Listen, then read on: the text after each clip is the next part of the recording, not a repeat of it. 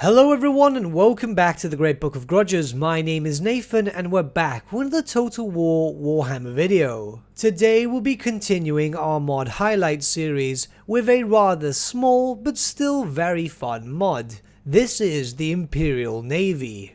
A mod which adds in a new lord type in the form of a seafaring horde, obviously directly inspired by the vampirates of the Vampire Coast, and a decently large roster of new units which are all themed around the Imperial Navy of the Empire. A rather powerful entity in the Warhammer Fantasy Battles universe, which unfortunately, like most other navies in this universe, are still not being represented in game. There's always hopes for Warhammer 3 however, but until then, modders such as Zoodad will thankfully create mods which will add a form of navy in the Total War Warhammer universe. But let's not waste any more time and jump right in.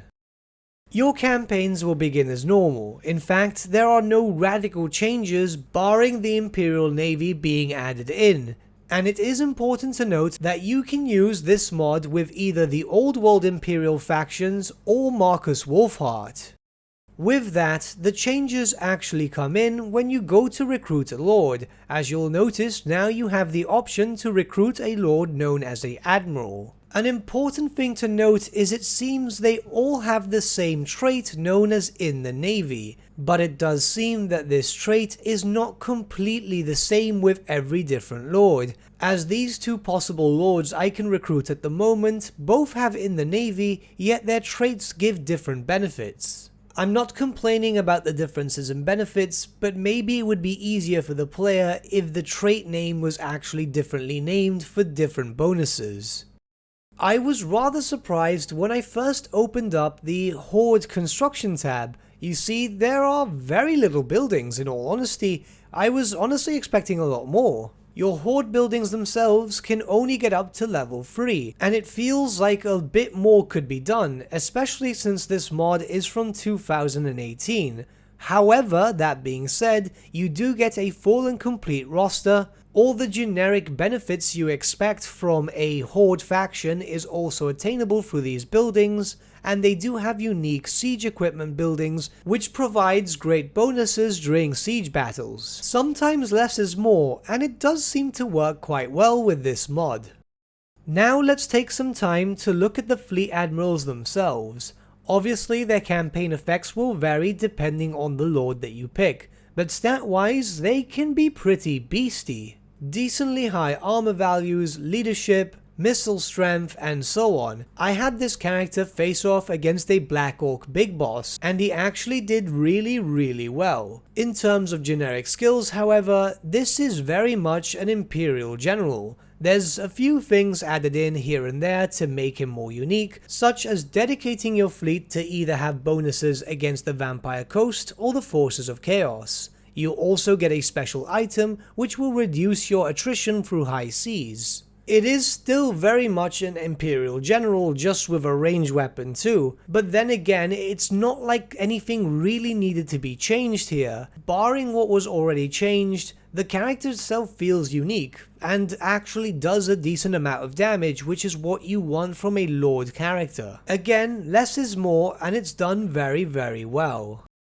Now let's take some time to look at the unit roster. The roster itself is pretty full. What you're seeing on screen is every unit added in through this mod, and it adds in enough to have a full and complete roster feel to them. In truth, they all look rather good, especially a unit which will show up a bit later, known as the Sons of Manaan, the ones with the tridents in particular, as they look absolutely amazing. The armor is just beautiful. Stat-wise, everything seems to be balanced quite well. You have a basic framework for everything. Obviously, this roster lacks cavalry and so on, but you do have skirmishing infantry, heavy infantry, and a decent amount of different types of ranged units plus artillery. Something which might be of interest to note here is that every single unit, barring I think one, has a unit champion. Yes, this really does nothing to the unit, but the attention to detail is always nice and welcome. You might not be able to do a lot of damage later on in the campaign,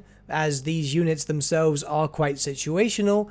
However, early to mid-game, when you start moving into other continents and so on, these could prove quite beneficial. Early campaign, it is possible to prepare a few fleet admirals to make sure that you have stuff ready, level them up, get the horde growth going, and then send them off to war when you think you're ready to start invading other territories. Don't worry, you are also still able to recruit your standard units from the Empire into your Admirals' armies, if you still want to, of course. That's all dependent on yourself and whether or not you want to run a thematic army or not. My only real issue with this mod is the lack of custom heroes. It would be nice to have a warrior priest of Manaan, maybe even a deckhand type of hero just for a basic agent that could follow the Admiral around. But remember, thematically, especially if you want to take Empire lore with the navies in hand, you are more than welcome to take any of the Imperial wizards with you. Though who's to say there wasn't a very large ship carrying a steam tank. This is a minor mod as explained before, but it adds in a lot of flavor, and it continues to be popular considering the fact that it continues to be updated since its release in 2018. There are a few things you may need to note though. For example, it does seem to conflict with Mixu's Marienburg Lord and the OVN Grudgebringers faction. However, the modder Zoodad has confirmed that he is looking into it. I honestly hope this mod gets expanded upon a little bit more. Flavor like this, especially for the Imperial Navy, is always welcome. Maybe adding in feral recruitable griffins if that's possible. I think that would be kinda cool and it fits in with the whole man-o-war feel. But with that, we've come to the end of the video, so if you're interested in trying out this mod, you can find it out in the description below. Also, if you'd like to recommend any mods that you feel might be a great fit to show off on this channel, you could do so by either recommending it in the comments below, or by joining the official Great Book of Grudges Discord, as it's much easier to contact me through there. YouTube has been rather weird lately in regards to showing notifications. I don't understand why. But with that, my friends, we've come to the end of our video. Thank you so much for watching. If you did enjoy the video, might I suggest giving the video a like, or even subscribing to the channel, as it really does help us out. In the description section below are various links to different social media platforms such as Facebook, Instagram, and Discord. Also in the description section is an affiliate link with Element Games where you could buy loads of hobby-based products, not just Warhammer, for 10 to 25% off. Making a purchase using that link and also our special code, which is also in the description, supports the channel at no extra cost to you, which we think is rather cool. A big thank you to our patrons. Your support means the world to us. It's amazing that people want to help a small channel like us grow and get to a higher level of content. A big thank you to Gibraltar LUSC, Ryan Bertsche, Andrew Prince, and Okro for subscribing to us at our Fane level. You guys are super cool. And a big thank you to Edward Yule, VS Vasan, Aaron Whitman, and Shaggy for subscribing to us at our King level. Honestly, we can't thank you all enough. And lastly, a big thank you to all of you for liking, sharing, and commenting on these videos. Honestly, it's because of you guys that the channel's been growing at such a great pace lately, so we can't thank you all enough. But with that, my friends, thank you so much for watching once again, and we shall see you all again very, very soon. Have a good day.